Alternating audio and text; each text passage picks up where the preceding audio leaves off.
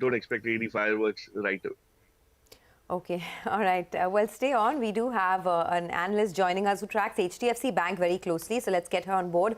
Kajal Gandhi of ICICI Direct is with us. Kajal, good numbers coming through. Asset quality trends are benign. And, you know, continuous growth in deposits of 20%.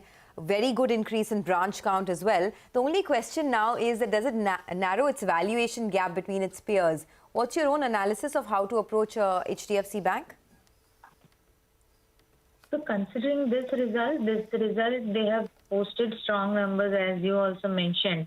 And what we need to see is that whether they are able to improve now onto the CASA also, because the growth in deposits is good, and I think they are doing it for a couple of reasons. One is their own growth, as well as with merger into HDFC Limited, they will need more deposits and replacement of borrowing.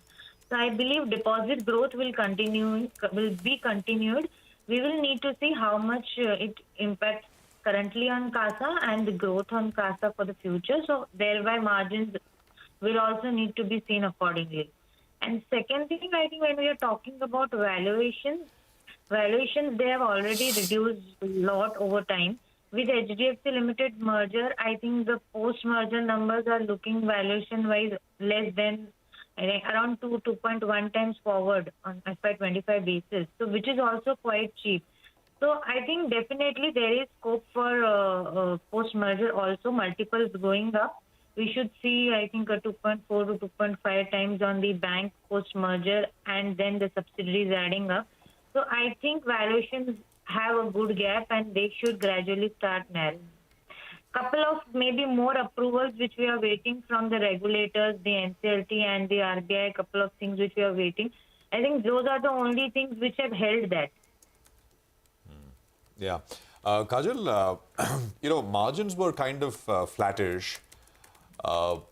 Provisions dropped, and, you know, earnings looked up. I mean, the numbers themselves are, I think the corporate book was down a little bit. The numbers themselves, no problems at all, right, Kajal?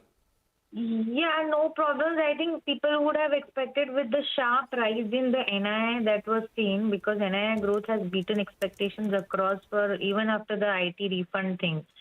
So there may be some expectation on the, I think the NIMs should have marginally gone higher. But I think they haven't gone up. So we should think that once the liabilities reprices, they won't fall also.